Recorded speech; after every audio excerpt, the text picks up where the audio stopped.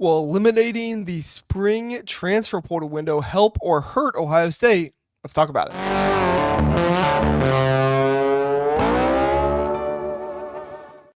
Big news coming down for college football here on Friday. If you did not hear about it, Ross Dellinger was the first to report that there is most likely going to have the transfer portal in the spring going away for all of college football. So, what does that mean exactly? So, we have the transfer portal that happens in the fall, right? Or in the winter, right? That happens around playoff time, bowl games. That's why you see a lot of these teams not have their players that they've had all season in the bowl game. Not only are they going off to the NFL draft, but they're also transferring. And so that impacts those things. However, that's not the window the NCAA is looking at getting rid of. They're looking at getting rid of the spring portal window. This comes after the spring games, after spring practice, kind of more toward the end, April time is really where you're going to see more of this. So let's just review really fast what Ross Dellinger said, and then we'll talk about what it means for Ohio State.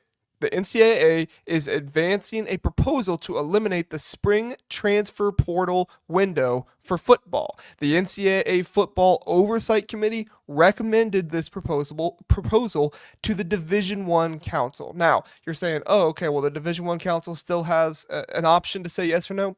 They do, but it's not very often they go against the NCAA Football Oversight Committee. I mean, it would have to be something pretty crazy for them to go against it. And granted, this is pretty crazy. It's eliminating an entire window where players can transfer. However, I think this is probably something that is going to go into effect, and most others seem to believe that as well. If approved, the 15-day April portal window would be removed, with changes potentially taking effect this cycle. That means this April 2025 coming up, it could take effect at this time. Next part says the Division I Council will meet virtually next month in person in October to discuss the proposal. So they could decide on it next month when they meet virtually, or they could wait until they meet together in October. We'll see. I tend to believe they'll probably wait until October to get together. I don't know how many decisions they're actually making virtually, but you never know. We'll see what happens. I just think they're probably going to take their time on this, and if they can decide in October, they probably will. The proposal has support from the 4 power conferences and the American Football Coaches Association. Duh.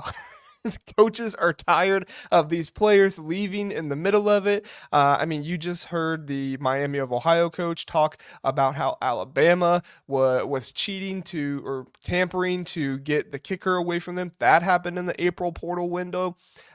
So obviously teams are seeing the needs that they have in spring practice, and then they're going out and they're taking players from these smaller schools. Well, even if, say, Alabama or Ohio State was against this, there's so many of these other schools that are smaller that they're not going to be for this. They hate the transfer portal. They want it gone as soon as possible. So if we can reduce that, better for them. The new rule would restrict players to a single 30-day portal window from December 9th to January 7th, following conference championship games. Now, December 9th through January 7th, I looked up the dates for the college football playoffs.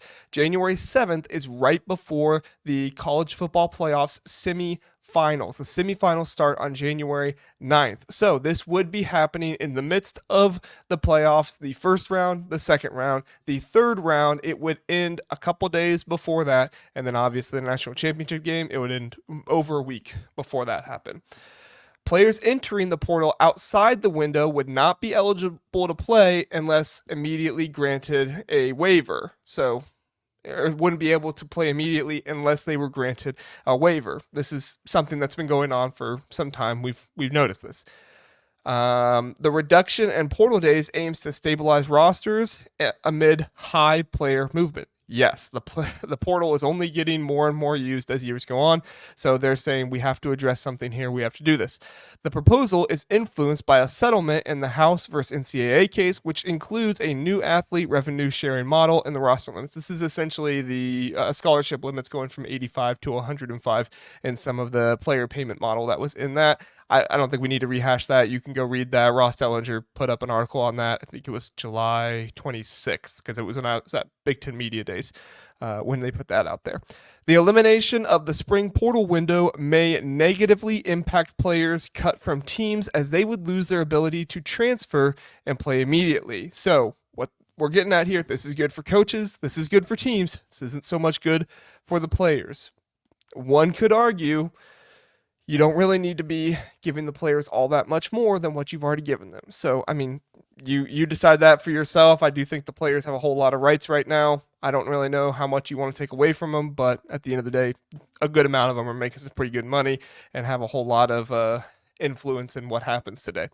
Finally, the D1 Council will review the recommendations and potential issues in their upcoming meetings. Again, next month, virtually, October, in person. All right, so is this good or bad for Ohio State? I think the first thing we need to look at when we're evaluating is this good or bad for Ohio State is we need to look at what players has Ohio State lost during the April transfer portal window and what players they have gained. Now, you might remember some of these better than I do, but we're just going to go ahead and we're going to take a look at the players that were lost in the transfer portal window in April. Now, there's some players that they lost, and there was some other kind of circumstance going on. You might remember it. I'm going to do my best to remember.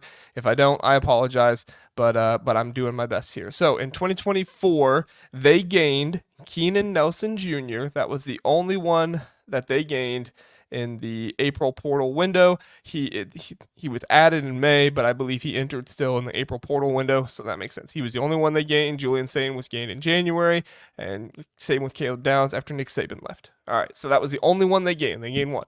Well, by my count, they lost 7 during the outgoing time. They lost Keon Graves, the wide receiver, Nigel Glover, the linebacker, Enoch Vamahi, the inside offensive lineman, Jahad Carter, the safety that came over from Syracuse a couple years ago, Cedric Hawkins, Dallen Hayden, and Sam Hart. Now, if you ask me, really the only major loss here, you could say Jahad Carter was a major loss. I don't know if it was quite major, but he was some depth in the safety room that they could have used, and that's what they went out and got was Keenan Nelson Jr. So, but I mean, it was his last year. He's trying to go somewhere to play. He's trying to get himself to the league, and he was hurt last year, so that stunted his ability to try to get on the field. And once you bring Caleb Downs in, he knew it was time for him to move on. Lathan Ransom's staying. Caleb Downs is coming in. Time for him to move on. Dallen Hayden is the one that I would say was going to be the most major loss in this cycle. Not that Dallen Hayden was going to be the starter, right? They brought in Quinshon Judkins, but he was in line for some good reps. Now, he did enter 22nd. I forget if that was during camp or after. I know it was like during camp when he said it was like a week before the spring game when he said he was going to enter. I don't know if he officially entered until that time, but who knows? He's at Colorado now, so he would be probably the only one I would say that was kind of a major loss. And that's not me discrediting the other players. I'm just saying, like, for this team, probably a major loss. So that was 7 in 2024. Let's look at 2023. And I'm only going to go to COVID here. I'm not even going to do 2020 because that was such a weird time. So we'll just do 2021 and up. All right. Incoming guys. The incoming guys, we gained 3, I believe. Nigel Glover was added, but he was more added because of the Pat Fitzgerald situation and him getting fired with, all the stuff that happened there. I don't know if we need to get into it. You remember what happened. If not, look it up, or maybe don't. Lorenzo Styles Jr., Tywan Malone, and Josh Simmons. Major additions here. I'd say Josh Simmons was a major position. He came in and started right away. Tywan Malone, he's still, in the 2 or 3 deep for Ohio State right now, but I think he adds depth for the interior defensive line. I wouldn't say he's a major addition, but I'd say he's a good addition, somebody that's on your team that's helping. And then Lorenzo Styles Jr., who could be your 2 deep of the slot right now. Jermaine Matthews was taking some of those reps in practice this year, but before then, Lorenzo Styles Jr. was, and so he comes in from Notre Dame. So, I mean, these were 3 really good additions for Ohio State. Is every team going to try to make these 3 additions in the April portal window? No, probably not. But for Ohio State, it was a good 3 additions because they added depth, and you found a starter on your offensive line, which you needed to find one because things weren't going great in practice, and they saw that. It stops at Davison Igbinosun. Davison Igbinosun was in the other window, so we do not count him. Players that we lost, it looks like Jake Seibert left in May, Caleb Burton left in May, and then Ben Chrisman, I don't know why he's below them because it's latest, but 426, he left in April. So you lost 3 guys. I would say none of these guys were really huge impacts. Again, not me discrediting them at all, but there were just enough guys in front of them. Seibert lost his job to the other kicker, who I'm blanking on his name right now for whatever reason. So no major losses there. Major additions. That was a really good portal cycle for Ohio State that you needed, but no major losses there. All right, let's go to 2022. All right, you look at who Ohio State added in the April portal window. The kicker, you added him at the end of June from Kent State. I've literally never seen his name anywhere, and I follow Ohio State very closely, so I'm going to say not a major addition. Sorry, Casey, not trying to go against you there. But the guys that you lost, I have on my notes here, we lost 6, so let's go 1, 2, 3, 4, 5, 6. Looks like the first one was Lejon Cavosis, I think that's how you say it. Lost him. Cornerback Bryson Shaw, I would say he was kind of they were okay with losing him. Jacoby Cohen, Andre Turton, Marcus Hooker, and Noah Potter. No real major losses there. I mean, I don't recall any of these guys being in the major 2 deep or being major starters. I know Bryson Shaw had played that year, but he had kind of struggled. So you thought, with Jim Knowles coming in and wanting to do some things different with the team, especially in a safety-driven defense, you probably want to find somebody else to play safety for you. And so Bryson Shaw moves on. No harm, no foul there. In my mind, he goes on to USC. He plays there. Everybody's happy. All right. 2021. This will be our last year we do it because I don't think we need to do it during COVID. Guys added in 2021. No, Ruggles was the only incoming transfer, and he was in December. So 0 guys added in the April portal window. Guys that you lost. Looks like you lost Jamison Williams. That's a huge loss. In the April portal window, you lost Jamison Williams. Now, would you have still lost him? Would he have left before? I don't know, but you lost him in the April portal window, so that was probably the most significant loss, I would say, out of anybody. I mean, you lost Dallen Hayden in the other one. That was probably the most significant one in 2024, and Jamison Williams turned out to be a pretty good player for Alabama. Hindsight's always 2020. I mean, maybe Dallen Hayden goes off and has a fantastic year at Colorado. Then you say, oh, we lost him. But I still think in that situation, you had some good players in front of him, but you also did with Jamison Williams. So if Dallen Hayden has a really good year this year, it could be a similar situation. Matt Ray, offensive lineman, Tyreek Johnson, cornerback, and Ryan Jacoby, offensive lineman. No real huge losses there either, so I'm not too concerned about that. And then, like I said, in 2021, we didn't gain anybody at all. So, I mean, just for me, looking at that, Ohio State added some good players one year. They really didn't add anybody else the other year, and they lost a couple good players, but mostly what you're losing in the April portal window seems to be kind of those 2 deep guys that thought maybe they had a chance in the spring, and then they go through the spring and figure out, I need to go somewhere else where, maybe there's more people or more positions opening up, something where maybe it's better for me. So looking at that, the good, only one window to leave. And for you losing your 2 deep, if you're concerned about that, that's good for Ohio State, because not only is there only one window to leave, but that window is also happening the same time as the playoffs, which if you're Ohio State, you should be in the 12-team playoff every single year. Now, are you going to get to the semifinals every year? Probably not. You should. But, I mean, the way they recruit, if you keep up the way you're recruiting now, you should make it every single year to the semifinals at least. But let's say there's a year they don't. Even in that situation, it's less than a week before the portal window is ending. So does that impact it? Can guys not leave as quickly, or, maybe they're more willing to stay because they don't have as much time to think about it? I mean, it kind of stinks for the players. We talked about that, but if we're talking about for Ohio State, right? If we care about Ohio State, I think those are both good things for them. Less time for the players to leave, and it's happening at a time when, let's face it, the players want to stick around. You want to be on a national championship winning team, so the players are going to want to stick around. The bad, if players do leave, they're leaving during the playoffs. You could lose your second string safety, right? I mean, Jahad Carter left. You could lose him. He did leave in the April window, but if he's thinking, hey, they just got Caleb Downs and there's nothing else I can do here, well, then you might be, kind of on the outside looking in there. He might leave in the middle of it, and Caleb Downs coming in. I don't think he would be able to play, so you're losing a guy there.